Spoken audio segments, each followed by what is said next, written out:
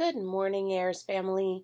Today we are getting together for story time to read chapter 11 of C.S. Lewis's The Lion, the Witch, and the Wardrobe. When last we read, the spell of the White Witches had begun to break because she had made it always winter and never Christmas. And do you remember who showed up in our last chapter? That's right, it was Father Christmas himself, and he even brought presents to the Beavers and the Pevensey children. Except for Edmund, who wasn't with them. Remember, Edmund was at the White Witch's palace, and she had gone to try and get her sledge and get ready to chase them down, because he had told her that they would be meeting Aslan at the stone table. Let's read today chapter 11. Aslan is nearer. She doesn't look very kind, does she? And then we have the dwarf, and it looks like Edmund. And that does not look like a good situation for Edmund at all. So let's read and find out what's been going on with him. Edmund, meanwhile, had been having a most disappointing time. When the dwarf had gone to get the sledge ready, he expected that the witch would start being nice to him, as she had been at their last meeting. But she said nothing at all, and when at last Edmund plucked up his courage to say, "Please, your majesty, could I have some Turkish delight? You said—" And she answered, "Silence, fool!"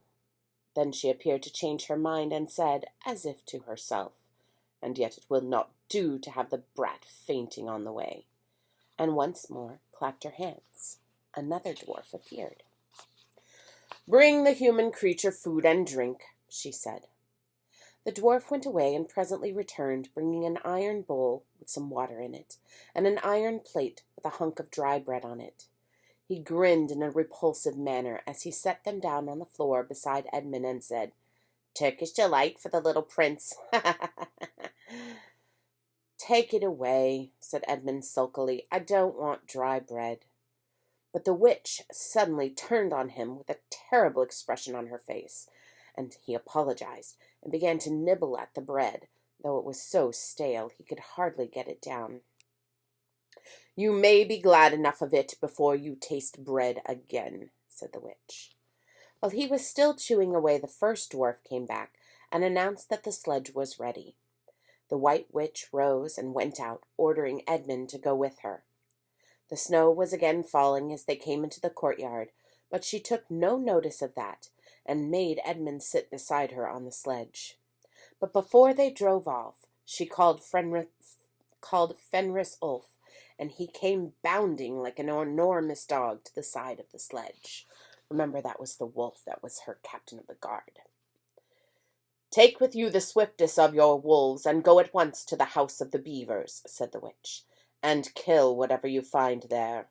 If they are already gone, then make all speed to the stone table, but do not be seen. Wait for me there in hiding. I meanwhile must go many miles to the west before I find a place where I can drive across the river. You may overtake these humans before they reach the stone table. You will know what to do if you find them." "I hear and obey, O queen," growled the wolf, and immediately he shot away into the snow and darkness as quickly as a horse can gallop. In a few minutes he had called another wolf and was with him down on the dam and sniffing at the beaver's house. But of course they found it empty. It would have been a dreadful thing for the beavers and the children if the night had remained fine, for the wolves then would have been able to follow their trail, and 10 to 1 they would have overtaken them before they had got to the cave. But now that the snow had begun again, the scent was cold, and even their footsteps were covered up. Meanwhile, the dwarf whipped the reindeer, and the witch and Edmund drove out under the archway, and on and away into the darkness and the cold. This was a terrible journey for Edmund, who had no coat. Before they had been going a quarter of an hour, all the front of him was covered with snow. He soon stopped trying to shake it off, because, as quickly as he did that, a new lot gathered, and he was so tired. Soon he was wet to the skin, and oh, how miserable he was. It didn't look now as if the witch intended to make him a king. All the things he had said to make himself believe that she was good and kind, and that her side was really the right side, sounded to him silly now. He would have given anything to meet the others at this moment, even Peter.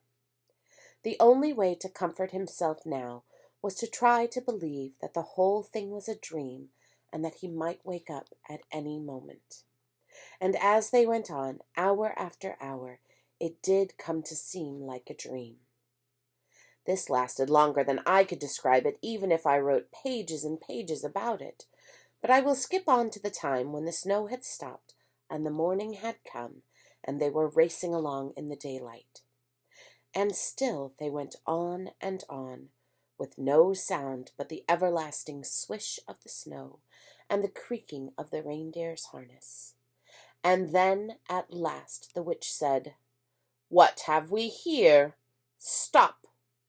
And they did.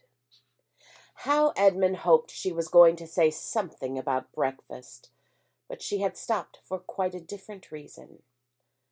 A little way off, at the foot of a tree, sat a merry party, a squirrel and his wife with their children, and 2 satyrs, and a dwarf, and an old dog fox, all sitting on stools around a table. Edmund couldn't quite see what they were eating, but it smelled lovely, and there seemed to be decorations of holly, and he wasn't at all sure that he didn't see something like a plum pudding. At the moment when the sledge stopped, the fox, who was obviously the oldest person present, had just risen to its feet, holding a glass in its right paw as if he were going to say something. But when the whole party saw the sledge stopping and who was in it, all the happiness went out of their faces.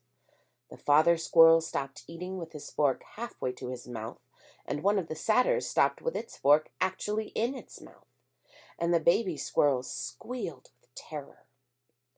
"What is the meaning of this?" asked the White Witch. Nobody answered. "Speak, vermin, or do you want my dwarf to find you a tongue with his whip? What is the meaning of all this gluttony, this waste, this self-indulgence? Where did you get all these things?" "Please, please, your majesty," said the fox, "we were given them, and if I might make so bold as to drink to your majesty's very good health—" "Who gave them to you?" said the witch. Father Christmas," stammered the fox. "What?" roared the witch, springing from the sledge and taking a few strides nearer to the terrified animals. "He has not been here. He cannot have been here. How dare you? No, say you have been lying, and you shall even now be forgiven." At that moment, one of the young squirrels completely lost its head. He has! He has! He has!" it squeaked, beating its little spoon on the table. Edmund saw the witch bite her lips so hard that a drop of blood appeared on her cheek. Then she raised her wand. "Oh, don't, please, don't!" shouted Edmund. But even while he was shouting, she had waved her wand, and instantly, where the happy party had been, there were only statues of creatures, one with its stone fork fixed forever halfway to its stone mouth. They were seated around a stone table on which there were stone plates and a stone plum pudding. "As for you," said the witch, giving Edmund a stunning blow on the face as she remounted the sledge. That means she slapped him. "Let that teach you to ask favor for spies and traitors. Drive on." And Edmund, for the first time in this story, felt sorry for someone besides himself. It seemed so pitiful to think that those little stone figures, sitting there all the silent days and all the dark nights, year after year, till the moss grew on them, and at last even their faces crumbled away. Now they were steadily racing on again, and soon Edmund noticed that the snow, which splashed against them as they rushed through it, was much wetter than it had been last night. At the same time, he noticed that he was feeling much less cold. It was also becoming foggy. In fact, every minute it grew foggier and warmer, and the sledge was not running nearly as well as it had been running up till now. At first he thought this was because the reindeer were tired, but soon he saw that that couldn't be the real reason. The sledge jerked and skidded and kept on jolting as if it had struck against stones. And however the dwarf whipped the poor reindeer, the sledge went slower and slower. There also seemed to be a curious noise all around them, but the noise of their driving and jolting and the dwarves shouting at the reindeer prevented Edmund from hearing what it was, until suddenly the sledge got stuck so fast that it wouldn't go on at all. When that happened, there was a moment's silence, and in that silence Edmund could at last listen to the other noise properly. A strange, sweet, rustling, chattering kind of noise, and yet not so strange, for he knew he'd heard it before, if only he could remember where. Then all at once he did remember. It was the noise of running water.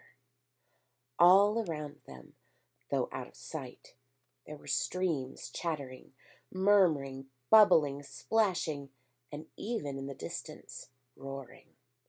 And his heart gave a great leap of happiness, though he hardly knew why, when he realized that the frost, the winter, was over. And much nearer there was a drip, drip, drip from the branches of all the trees. And then, as he looked at one tree, he saw a great load of snow slide off it, and for the first time since he entered Narnia, he saw the dark green of a fir tree. But he hadn't time to listen or watch any longer, for the witch said, "Don't sit staring, fool! Get out and help!" And of course, Edmund had to obey. He stepped out into the snow, but it was really only slush by now, and he began helping the dwarf to get the sledge out of the muddy hole that it had gotten stuck in. They got it out in the end, and by being very cruel to the reindeer, the dwarf managed to get it on the move again, and they drove a little further. And now the snow was really melting in earnest, and patches of green grass were beginning to appear in every direction. Unless you have looked at a world of snow as long as Edmund had been looking at it, you will hardly be able to imagine what a relief those green patches were after the endless white of winter. Then the sledge stopped again. "It's no good, your majesty," said the dwarf. "We can't sledge in this thaw." "Then we must walk." We shall never outtake them by walking," growled the dwarf.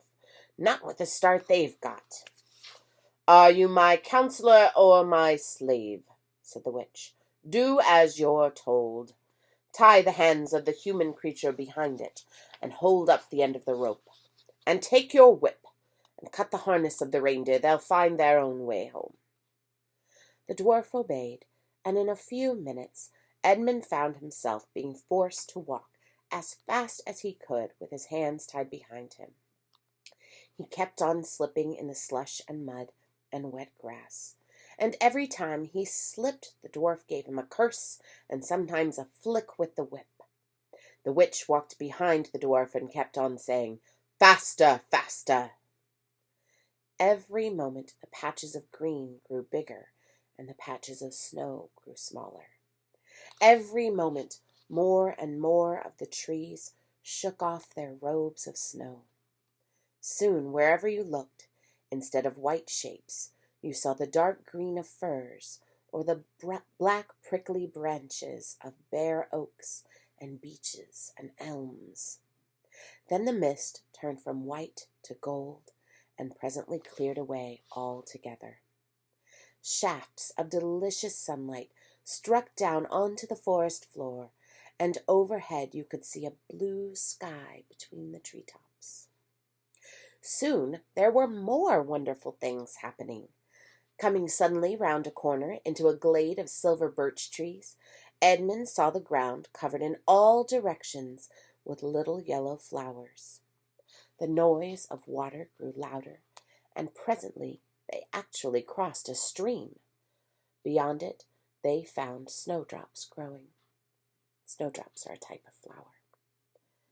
"Mind your own business," said the dwarf, when he saw that Edmund had turned his head to look at them, and he gave the rope a vicious jerk. But of course this didn't prevent Edmund from seeing.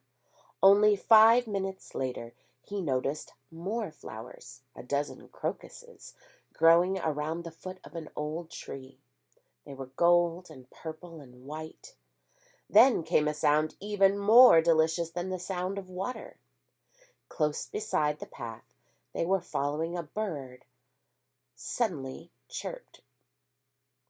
Close beside the path they were following a bird suddenly chirped from the branch of a tree. I think that's a mistake. I think it should say, when a bird suddenly chirped from the branch of a tree. Anyway, they heard a bird. It was answered by the chuckle of another bird a little further off.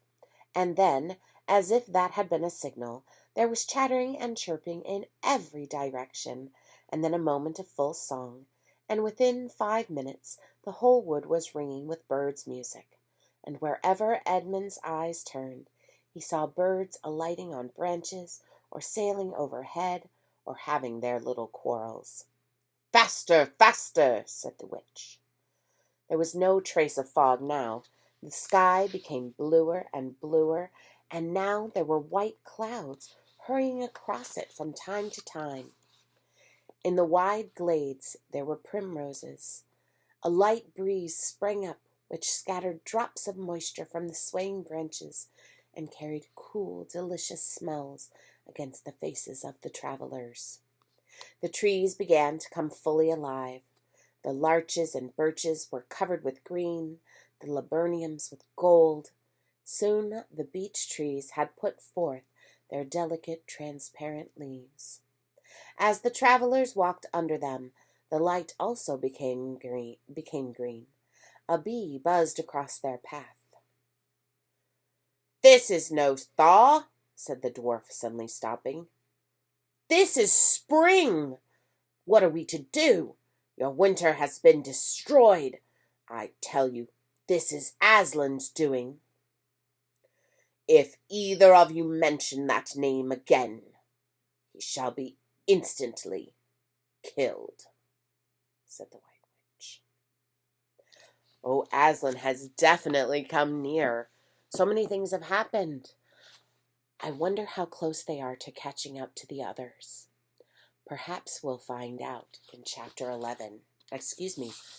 12, Peter's First Battle. I hope you'll join me tomorrow and find out. Have a wonderful day, everyone, and a good evening.